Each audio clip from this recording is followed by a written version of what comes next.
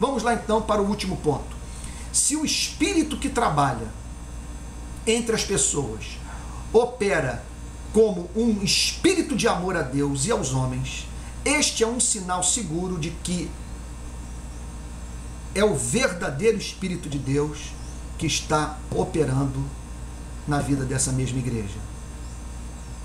E aí então, Jonathan Edwards menciona 1 João capítulo 4, versículo 7 em diante, que diz assim: amados, amemo-nos uns aos outros, porque o amor procede de Deus, e todo aquele que ama é nascido de Deus e conhece a Deus. Aquele que não ama não conhece a Deus, pois Deus é amor. E nisto se manifestou o amor de Deus em nós, em haver Deus enviado o seu Filho unigênito ao mundo para vivermos por meio dele. Nisto consiste o amor, não em que nós tenhamos amado a Deus, mas em que ele nos amou e enviou o seu Filho como propiciação pelos nossos pecados. Amados, se Deus de tal maneira nos amou, devemos nós também amar uns aos outros. Ninguém jamais viu a Deus.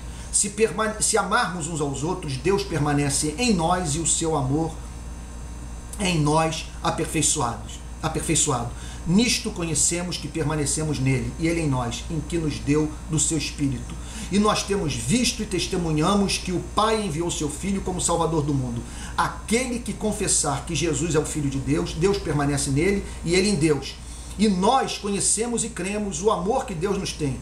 Deus é amor, e aquele que permanece no amor, permanece em Deus e Deus nele. Nisto é em nós aperfeiçoado o amor, para que no dia do juízo mantenhamos confiança, pois segundo ele é, também nós somos neste mundo. No amor não existe medo, antes o perfeito amor lança fora o medo. Ora, o medo produz tormento, logo aquele que teme não é aperfeiçoado no amor.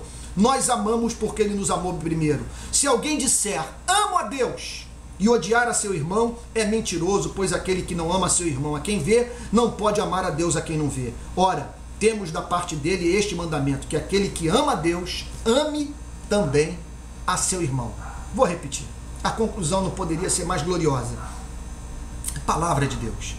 Ora, temos da parte dele este mandamento, que aquele que ama a Deus, ame também a seu irmão. Tudo isso levou Jonathan Edwards a escrever alguns dos parágrafos mais belos da história da teologia cristã. Quando o Espírito que trabalha entre o povo leva-o para altos e exaltados pensamentos sobre o ser divino e suas gloriosas perfeições, e trabalha nele gerando um admirável e delicioso senso da excelência de Jesus Cristo, representando como o principal entre os milhares, todo amável, e faz dele precioso para a alma, ganhando e levando com aqueles motivos, incitamentos para amar aquele que o apóstolo fala na passagem da Escritura sobre a qual estamos, o maravilhoso, livre amor de Deus em dar seu único Filho para morrer por nós, e o maravilhoso amor sacrificial de Cristo por nós, que não tínhamos amor por ele, mas éramos seus inimigos. Este deve ser o Espírito de Deus. Quer dizer, onde quer que haja pessoas vendo Jesus Cristo como absolutamente amável, ali podemos estar certos de que o Espírito Santo está operando. No outro parágrafo desta mesma divisão do sermão, Jonathan Edwards diz: o Espírito que faz os atributos de Deus como estão revelados no Evangelho e manifestos em Cristo, nos seus prazerosos objetos de contemplação, e faz a alma ansiar por Deus e Cristo, por sua presença e comunhão, intimidade e conformidade com eles, e viver de maneira a agradá-los e honrá-los. O Espírito que se opõe a contendas entre os homens, que nos dá um espírito de paz e boa vontade, que nos incita a agir com ternura e bondade, e desejos sinceros de salvação de almas, que nos causa prazer entre aqueles que aparentemente são filhos de Deus e seguidores de Cristo.